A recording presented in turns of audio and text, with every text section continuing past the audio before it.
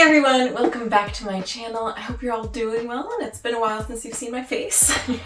So we are back to the yearly What Did I Read in 2022.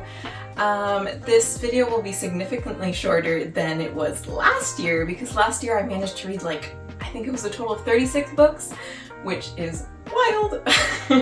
Definitely did not make it to that point this year because life has been so crazy. But I'm very excited to show you my bullet journal and how my reading tracker ended up turning out and how many books I've read this year.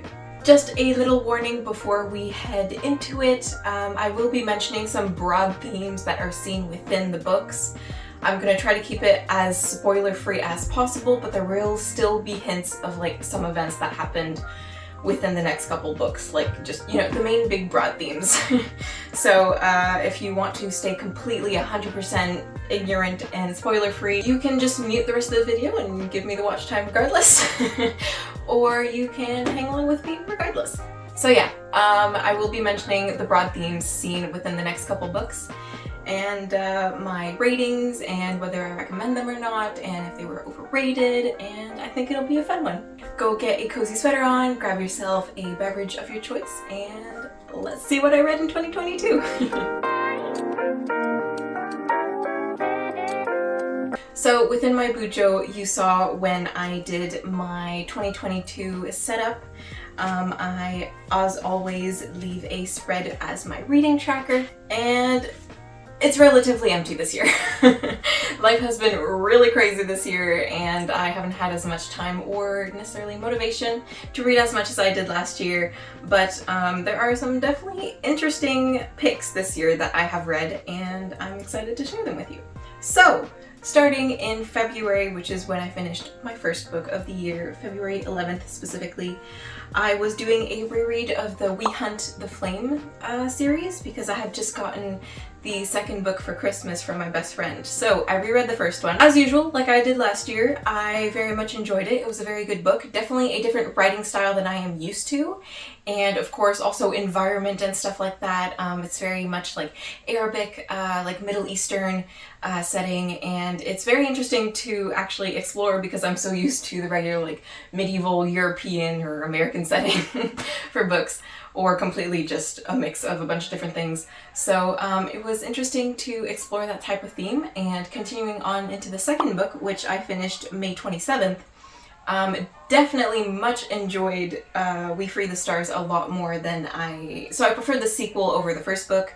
Both were really, really good, but the ending definitely for the sequel blew my mind. I was not expecting the duology to end like that at all. Yeah, no, definitely 100% recommend this series. I think it was very enjoyable. Again, the themes that we're not used to seeing and the settings and stuff was really interesting to explore, and I'm glad that I read it this year. Moving on to the 31st of May, I was in a little bit of a reading slump, and I was like, I need my comfort series, so I reread Court of Mist and Fury. If you saw last year, I think I read the series maybe twice last year. Court of Thorns and Roses is definitely my favorite series, so I decided to reread my favorite one in the series, just as a little comfort pick-me-up and get me motivated to read again, which definitely worked. So moving on after that, I had ordered the Cruel Prince series, which has been extremely popular on TikTok. That is where I first encountered the series, and I have some thoughts.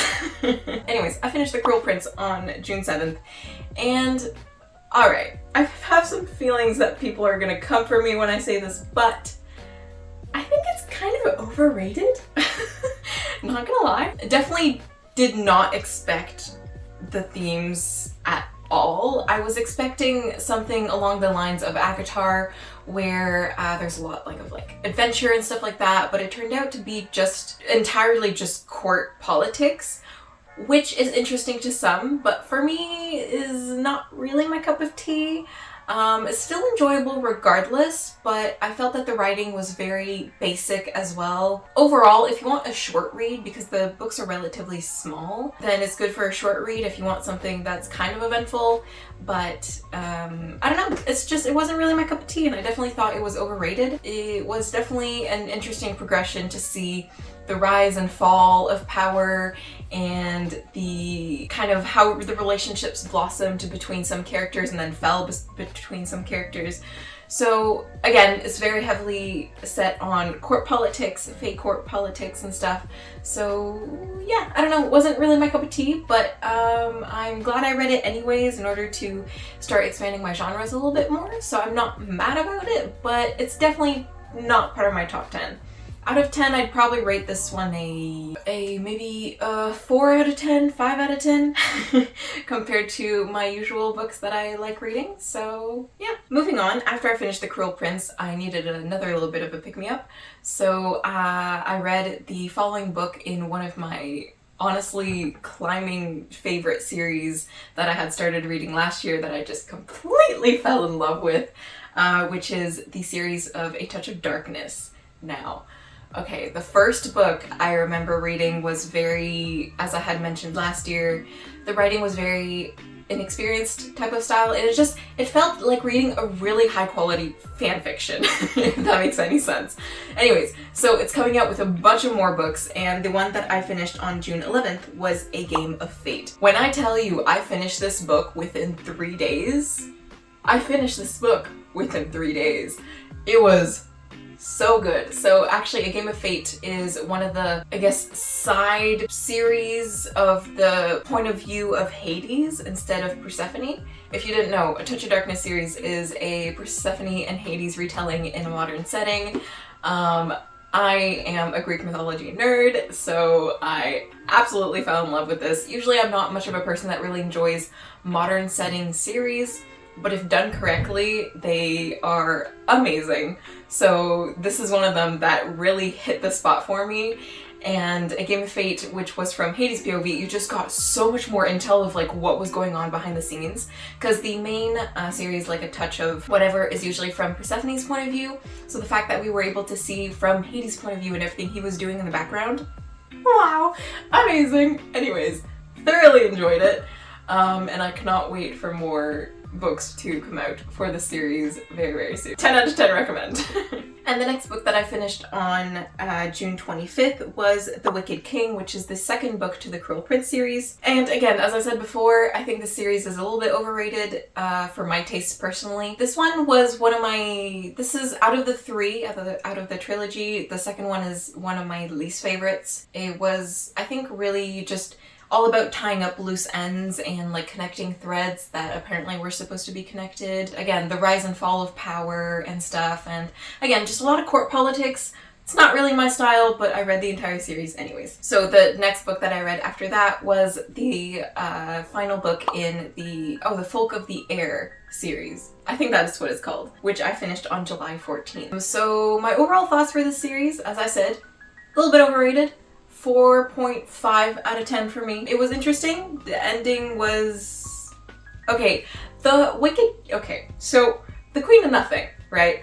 There was a lot of frustration. The main character is a very witted girl. She's very smart, and she is able to really go in between the lines of things, which is really what happens within like a fairy court. It's really interesting to see how everything is woven together. But one of the events in that book infuriated me because I had to get to page like 100 and something being like, do not tell me that don't tell me that I'm right. Do not tell me that I am right and that I realized this as soon as like the past event happened.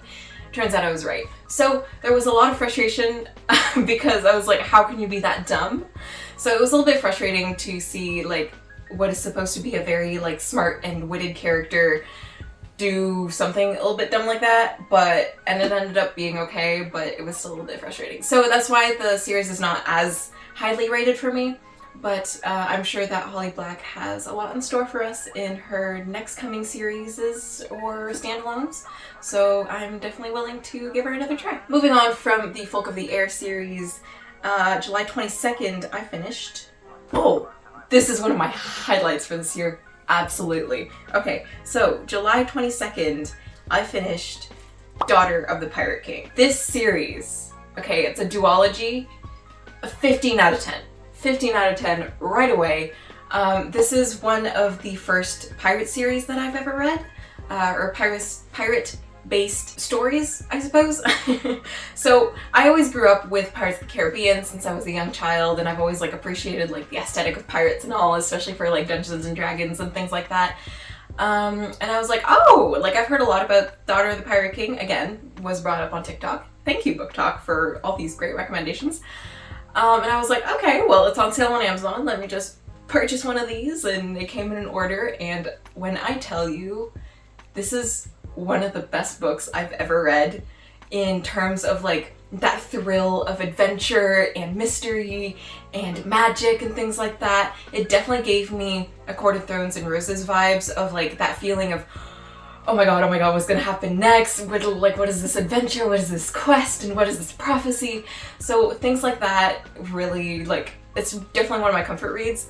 So this book was definitely one of the, probably placed at number one for one of my favorite books for this year. Absolutely, for sure.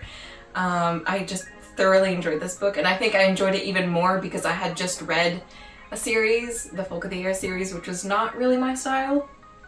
So anyways, I totally recommend this duology. Enjoyed it so much. I have no words.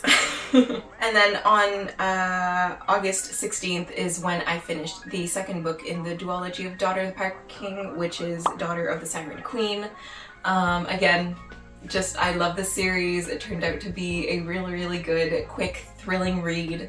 And I just really love the characters and like the enemy to lovers vibes, and just, it was so good. Moving on. August 23rd, I then finished the next book in the Touch of Darkness series, which is A Touch of Ruin. Ooh, that ending! Oh boy! And I have to wait a whole other year for the next book. I'm screaming and dying inside. Oh my gosh. Those of you who've read it, you know. Those of you who haven't read it, please read it, then you'll know. Holy gods. Anyways, moving on before I die. And then on August 26th, I then finished A Touch of Malice. Moving on again. Oh my god, that ending. Yep, that's it. Just 10 out of 10. I'm stressed and cannot wait for the next book. Then on September 1st, I finished A Game of Retribution, which is, again, part of the Touch of Darkness series. I'm obsessed with this series, by the way. And again, the game ones are from Hades' POV, so I got a lot more intel on like, what the hell was happening? Yeah. Just, yeah. That's it. 10 out of 10. And then the next one, which is on the 28th of October, which was just last month when I'm recording this, I finished, oh yes, The Lightning, which is part of the Percy Jackson series. So I decided to reread my childhood favorite, my childhood highlight, just my childhood period, the Percy Jackson series, because our wonderful Uncle Rick Riordan announced a new Percy Jackson book of the trio with Annabeth, Percy, and Grover coming out next year, 2023, September, I think. And I was like, this is the best news I've ever heard in a very long time. So I was super, super, super thrilled and super excited. So I thought right away, okay, with the Percy Jackson series coming out, with a new Percy Jackson book coming out, I have to reread the whole series from start to finish. So I'm gonna restart the entire Percy Jackson series, along with The Heroes of Olympus, along with The Trials of Apollo, along with Magnus Chase, and all the books that I've missed in between, because I haven't finished all of the books. I've only finished the Percy Jackson series and The Heroes of Olympus. I haven't finished the Trials one with Apollo and the other ones with Magnus and stuff. So I really want to dedicate more time and stuff to just healing my inner child by indulging in those wonderful little books. And yeah, so right now what I'm currently reading is the second book of Percy Jackson series, which is A Sea of Monsters, and I will surely be finishing that very soon. Anyways, The Lightning Thief is the very last book that I've completely finished. I currently have two books that I'm reading right now. I'm reading War of Two Queens, which is the fourth book of the From Blood and Ash series. This one I am definitely going to finish before the end of the year. I have some thoughts. Usually with these type of series, I really thoroughly enjoy the beginning. This is the same type of problem that I had with both Throne of Glass and ACOTAR as well. They're some of my favorite series out there, But the problem is that I just really love the beginning of those type of stories and like the main character finding themselves and things like that. And then it gets really heavy in the war arcs and really heavy in the political arcs. And I lose interest a little bit because the main character is mainly focusing on like war strategies and things like that, which is again more court politics, which is something that I'm less interested in. And I think the only series that's never done that to me, that is like young adult, is probably the Six of Crows series. It never really got that deep in terms of politics and war and stuff like that because it really focuses on like a heist and like a goal of like a quest, you know? So it never really got into that type of war heaviness and politics, and you have to keep in mind like all the puzzles that are moving and stuff, and like I don't mind reading it, but it's definitely not one of my favorites. But anyways, going back to A War of Two Queens, there's a lot of information that gets shown and delivered in that book. It is crazy. I have to take breaks like every chapter to properly process what is going on because you're learning so many things. I have maybe a quarter left of the book, so I'm probably going to finish it really, really soon. But no, definitely recommend the From Blood and Ash series. I think it was definitely worth the read. I don't know if this is the last book of the series. I think there may be a fifth one coming out, but don't quote me on that because I haven't finished it yet, so I don't know. But definitely recommend it, and I think it's definitely worth your time. And then the second book that I'm reading is Sea of Monsters, which is the second book in the Percy Jackson series. As I mentioned, I am rereading the entire Percy Jackson series, and that's about it. Hello, it is me from the future here reporting to say that I did finish those two books just like 2 days ago. 10 out of 10 was fantastic. And I'm currently reading The Inheritance Games. Amazing. Love. I'm currently borrowing it from one of my friends, and I literally just started it like 2 or 3 days ago, and I'm probably going to be finishing it either today or tomorrow. This is a fantastic book. Cannot wait to see what the other books have, what potential they have, because the amount of twists and turns and stuff in this book, and oh my gosh. And as I had mentioned, I'm not really usually a fan of like modern setting books. I think it's really hard for me to get into unless it's done like in a very specific way, and this one just does it so well and so perfectly. So oh my gosh, 10 out of 10, love it. This will probably be one of the last books that I end up reading for 2022. Maybe I might get to A Titan's Curse, which is the third book in the Percy Jackson series, but apart from that, the maximum number of books I will be reading this year is 16 or 17. But yeah, back to the video. So as of today, I have finished a total of 13 books this year. My goal was 22, but as I said, got a little bit busy. So I finished a total of 13 books this year. I think I will be able to finish a total of 15 by the end of December. So finishing the 2 books that I'm reading right now. So I think my total for this year will be 15, which is less than half of the amount of books that I read last year. Last year was just really a crazy year, apparently.